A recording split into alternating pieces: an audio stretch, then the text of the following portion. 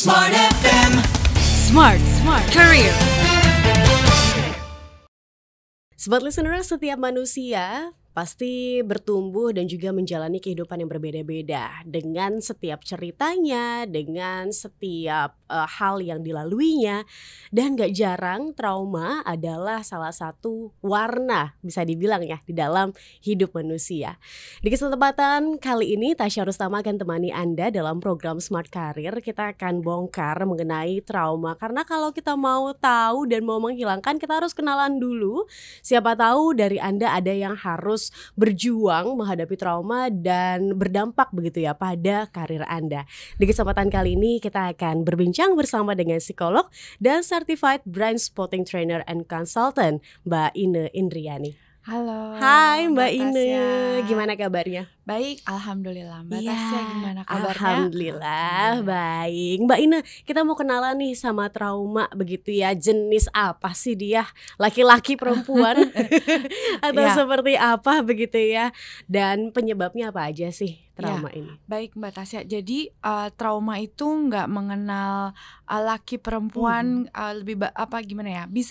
Bisa mengenai ke laki maupun perempuan gitu ya. Lalu kemudian apa sih definisinya? Adalah trauma itu adalah sesuatu peristiwa yang seharusnya yang bisa membuat seseorang menjadi shocking, tertekan, yang ngebuat hal tersebut tuh bisa berdampak ke dalam dirinya, termasuk dalam kehidupan sehari-hari. Bahkan kalau kita bicara karir, itu juga bisa mempengaruhi performa seseorang, baik itu pekerjaan atau anak-anak dalam konteks akademik seperti itu. Jadi bisa mengganggu fungsi sehari-hari, termasuk untuk ke sosialnya juga. Lalu kemudian termasuk juga fungsi kepercayaan diri, self esteem seperti itu. Jadi memang trauma itu sifatnya adalah kita bilang seperti tekanan psikologis yang cukup berat dan mempengaruhi kondisi seseorang, dan sifatnya itu subjektif.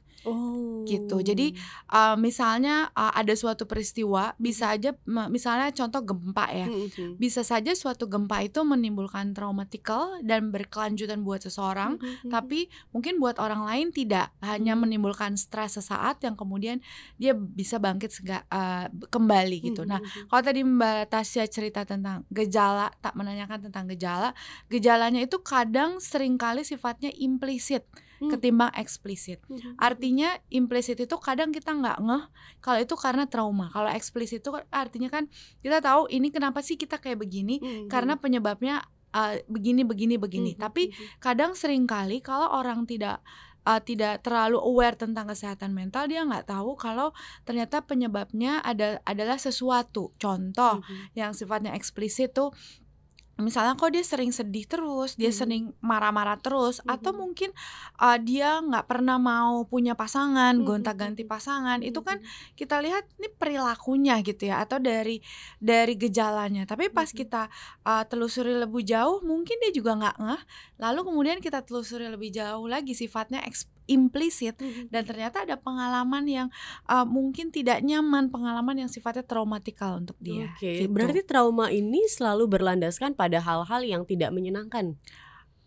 Iya, biasanya pengalaman yang seharusnya pengalaman yang bisa jadi shocking, yang seharusnya tidak dialami seseorang, atau juga bisa terjadi karena trauma bisa terjadi ketika waktu kecil dia tidak mendapatkan hal yang seharusnya dia dapatkan saat itu. Seperti? Attachment.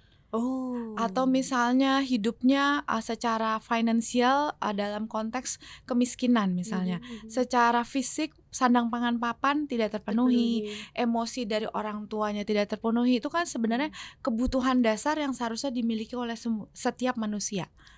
Gitu kan. Tapi ketika tidak dapat, maka bisa traumatikal. Misalnya kalau attachment jadi loneliness misalnya, atau sangat tidak peka sama orang lain, atau misalnya kalau mengenai tadi ya kemiskinan gitu, misalnya dia tidak punya uang, akhirnya di masa dewasanya dia benar-benar terlalu struggle untuk diri dia, atau kemudian mengeluh terus tentang uang, terlalu pelit dan lain sebagainya. Itu juga bisa. Oke, Gitu. berarti ini bisa secara implisit terlihat dari pattern Yes. yang dia lakukan begitu kan ya? Bisa, salah satunya pattern. Oke. Betul. Apakah trauma ini pada akhirnya Mbak Ine hulu dari segala macam, kita tahu ya bahwa penyakit kelainan psikologi tuh banyak banget kan, Yes. NPD lah, apalagi Iya. lah gitu kan ya, Iya. belum lagi depresi yang Iya. sekarang sedang banyak dibicarakan. Mm. Apakah hulunya itu ya ini trauma? Yes, bisa dibilang seperti itu. Walaupun bisa saja ada kondisi kesehatan mental yang sifatnya karena genetik ya, gitu. Karena maksudnya ada kondisi kondisi otak tertentu kayak misalnya skizofrenia dan lain sebagainya gitu. Tapi bisa jadi salah satunya ya hulunya adalah trauma, dan sekarang kita juga ada yang namanya generational trauma. Jadi generational trauma adalah bukan kita yang alami trauma, tapi nenek moyang kita. Bisa aja entah itu kakek kita, entah itu tiga di atasnya lagi, bahkan 7 di atasnya. 7 generasi. Seperti itu. Jadi mulai ada penelitian tentang generational trauma. Apa gitu. hubungannya? Kan mereka yang mengalami, kenapa kita yang kena gitu kan ibaratnya. Iya, padahal kita nggak salah Nggak apa-apa salah ya. apa-apa. Jadi kalau kita bicara tentang generational trauma, artinya adalah pengalaman traumatikal yang terjadi oleh nenek moyang kita, entah yang di urutan keberapa. Itu memang balik lagi itu sangat-sangat implisit, karena kita bisa lihat dari gejalanya, tapi kan kita nggak tahu itu apa. Tetapi kita bisa merasakan ada something yang terjadi. Nah, ketika kita telusuri lebih jauh, memang generational trauma ini terjadi ketika salah satu nenek moyang itu mengalami traumatikal, dan kita ini kan terdiri dari mind and body itu integrated. Yes. Ketika kita emosinya bermasalah, berarti itu akan mempengaruhi fisik kita, termasuk genetiknya. Nah, si genetik ini yang relate sudah ada kandungan traumanya yang dialami oleh salah satu nenek moyang kita ini, kemudian bisa masuk ke dalam diri kita. Wow. Gitu. Jadi bisa jadi kita kadang tuh memang challengingnya ketika itu generational trauma, kita nggak bisa langsung terlalu gampang untuk mengetahui bahwa oh itu karena aku masa kecilku gini-gini. Kan kalau misalnya karena kita ngalamin misalnya, oh dulu mamahku sibuk kerja banget dan aku gonta-ganti pengasuh misalnya, terus atau dulu aku penuh dengan kemiskinan, bencana alam dan lain sebagainya, kan masih ada di memori ya. Tapi kalau generasional kadang kita udah nggak kenal, atau kakek nenek kita nih imigran dari entah itu dari negara mana atau entah itu dari kota mana yang kita udah nggak kenal. Cuman ketika misalnya biasanya salah satunya kita tahu ini generasional tuh kayak berasa gini, udah melakukan sesi tapi kok rasanya tetap masih begitu aja dan kayaknya ini bukan aku deh gitu. Terus baru tuh kemudian berasa oh iya aku nemuin bahwa ini bukan aku memang akarnya gitu. Itu lebih spesifik lagi, generational trauma. Karena ini penting kita bahas di dalam Smart Career begitu ya Mbak Ine. Karena mungkin beberapa orang mengalami misal stuck dalam karir, ketika ada di suatu momen tertentu rasanya kok gak bisa ya untuk melewati hal ini gitu ya, berat begitu. Ketika menghadapi mungkin masalah atau seperti apa, patternnya tuh selalu seperti itu. Either mungkin gak bisa menghadapinya secara langsung atau terlalu gemetar begitu kan ya ketika melakukannya. Mungkin di dalam pekerjaan, mungkin dari Anda juga ada yang melakukan, merasakan begitu ya. Ini kan akan sangat struggle. Kapan trauma ini akhirnya membutuhkan pertolongan? Nah, ketika kita paling pertama adalah ketika kita merasa terganggu atau orang lain juga merasa terganggu. Contoh karir ya tadi, karena Mbak Tasya bilang terkait dengan karir. Karena kadang kan karir itu misalnya gini, dia ternyata sebenarnya dia talent, tapi kalau udah ngerjain suatu project tertentu jadi tersendat, jadi nggak teliti, jadi malah nggak bisa perform. Padahal kita tahu kita talent di situ, dan itu kan bisa aja mempengaruhi tim segala macam, atau kita sendiri akhirnya mempengaruhi pathway untuk naik dan lain sebagainya gitu. Dan itu kan akhirnya mengganggu. Dan ketika kita aware bahwa itu adalah mengganggu, maka atau mengganggu orang lain, sebaiknya ketika kesadaran itu sudah ada ya sebaiknya coba untuk diproses gitu dengan profesional kesehatan mental gitu, Oke. atau setidaknya menyadari dulu deh gitu. Karena mungkin aku pengen sedikit juga meng-highlight ya, ketika kita ke mental health profesional bukan berarti kita gila gitu loh. Maksudnya bukan berarti kita tuh Iya.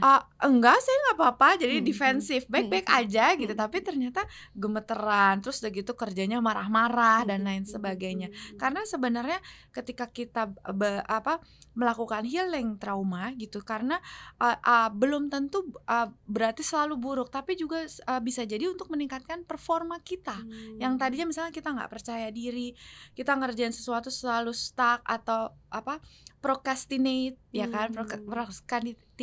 Kalau kita proses, maka kan performa kita jadi meningkat, dan itu berarti expansion ya dengan diri kita gitu. Jadi jangan selalu menganggap bahwa aku harus ke psikolog atau ke psikoterapis karena aku gila atau aku bermasalah banget. Enggak, justru itu awareness untuk kehidupan kita yang lebih baik gitu, dan karir kita yang juga lebih baik. Oke, berarti kalau udah mulai berasa rasa atau seperti apa begitu ya Mbak Ina, ya baiknya carilah pertolongan ke memang expert begitu kan, Betul, psikolog begitu kan ya. Yes. Dan bisa nggak sih kita menghilangkan trauma Mbak Ina, karena ini kan kita sedang dalam rangka begitu kan, memperingati Hari Kesehatan Mental Sedunia, menyambut gitu kan ya, karena kan jatuh di esok hari.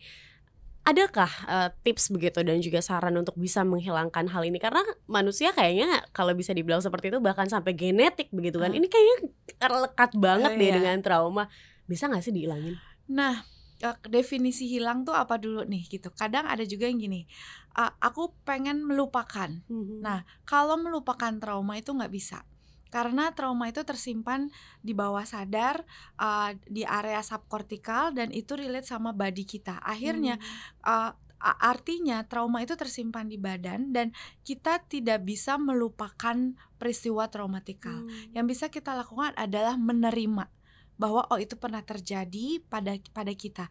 Tapi pertanyaannya kalau misalnya dalam konteks menghilangkan adalah bisa nggak sih kita let go? Jawabannya bisa. Gitu. Di satu sisi semakin suatu traumatikal itu semakin tidak terlalu kronis gitu ya. Dia misalnya kan trauma itu macam-macam ya, termasuk trauma sama kucing misalnya, trauma sama gitu, itu bisa hilang dan dia jadi bisa suka sama kucing misalnya, ya bisa aja gitu. Tetapi memang ada jenis-jenis traumatikal, biasanya trauma yang berat gitu ya, misalnya abuse yang berulang di masa lalu dan lain sebagainya, memang butuh waktu. Jadi sebenarnya healing dengan trauma bisa dengan pertama kita menyadari terlebih dahulu, lalu kemudian kita aware, kita berproses dengan diri kita sendiri atau dengan bantuan kesehatan mental, dan kita menerima. Dengan kita menerima, maka kita bisa heal, dan akhirnya bisa kalau definisi melupakan artinya menerima, kita bisa akhirnya ya udah kita let go. Dan akhirnya kita bisa lebih baik seperti itu. Oke, bisa lebih nyaman dengan diri ya. Yes, Karena kan pada akhirnya ya itu sebuah ketidaknyamanan gitu kan yang kita rasakan gitu kan ya Mbak Ina, nggak akhirnya menghambat. Oke, Mbak Ina, kita akan ketemu lagi di sesi selanjutnya, di episode-episode selanjutnya, dan kita masih akan bahas ini. Jadi smart listeners, untuk Anda yang mau tahu lebih lanjut tentang gimana sih caranya kita untuk menghilangkan trauma, ada nggak sih tekniknya, terutama Mbak Ina yang seorang certified brand spotting trainer ini, gimana sih caranya begitu kan ya untuk kita bisa nge-let go trauma yang kita rasakan.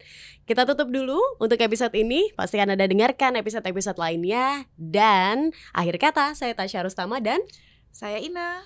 Kami pamit. Sampai jumpa. Bye. Smart FM. Smart Career.